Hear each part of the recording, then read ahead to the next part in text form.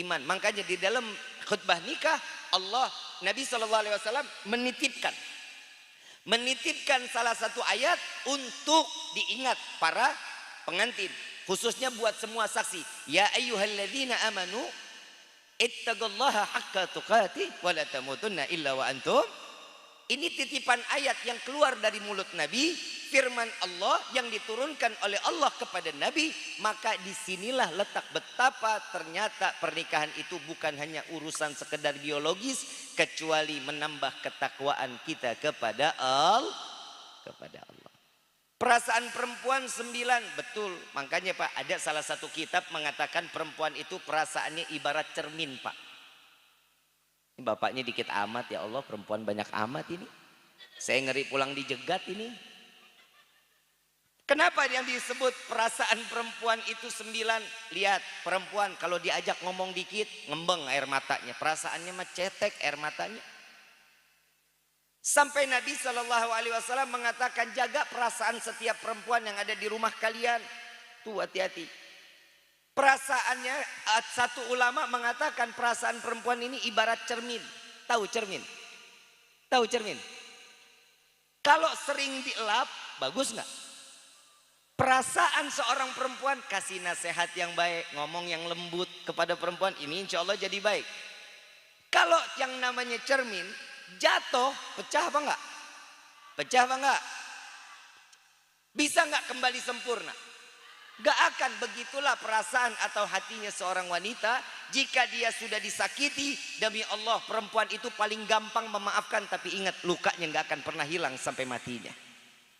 Gak akan pernah berbekas terus di dalam hati. Kenapa? Perasaan. Survei membuktikan. Eng ing eng. Lihat Pak, kalau nggak percaya, perempuan bangun tidur yang ditengok apa? Kaca. Bersihin belek.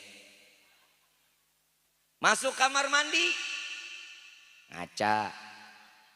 Keluar kamar mandi, pakai baju, dandan, kayak kerudung.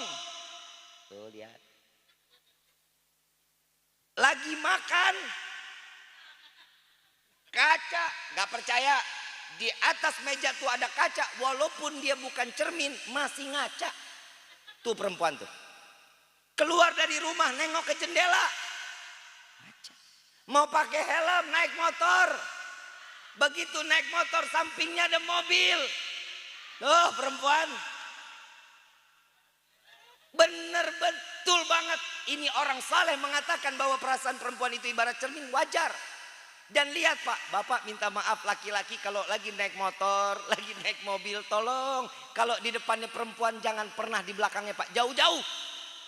Kenapa sen kanan dibelok kiri, sen kiri dibelok kanan?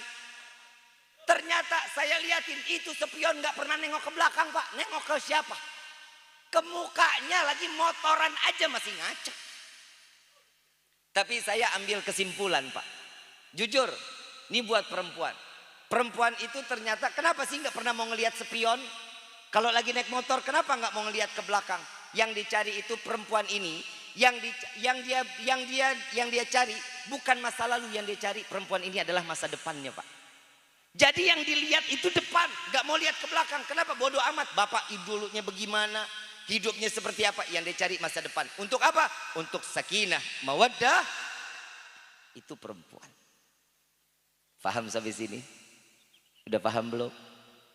Kalau udah paham saya tutup sama doa. Dari tadi gue ngomong lu nggak paham-paham. Ibu bapak yang dirahmati oleh Allah, banyak pelajaran yang diajarkan oleh Rasulullah. Perempuan ini ibadah kuat Pak. Laki kalah. Sampai ada satu perempuan datang kepada Nabi, ya Rasulullah, kenapa jihad fisabilillah diwajibkan hanya untuk laki-laki? Kenapa sholat Jumat diwajibkan untuk laki-laki, sedangkan kami perempuan ini sanggup untuk menjalankannya? Kenapa kami tidak diberikan kewajiban tersebut? Nabi jawab, wahai para sahabatku, dengarkan pertanyaan wanita ini. Sesungguhnya apa yang dia katakan ini akan aku jawab, dan jawaban ini tolong sampaikan kepada wanita yang ada di dunia ini. Perempuan, seorang istri, paling gampang masuk ke dalam surganya Allah. Apa kata Nabi? Wahai wanita, engkau tidak perlu jihad fisabilillah, engkau nggak perlu sholat Jumat, cukup jaga suami, urusan suami, urusan rumah tangga, jaga kehormatan suami, sama sebagaimana kalian mendapatkan pahala jihad fisabilillah dan menjalankan sholat wajib sholat Jumat. Pahalanya sama. Ada satu lagi, ibu nyuci baju suami nggak?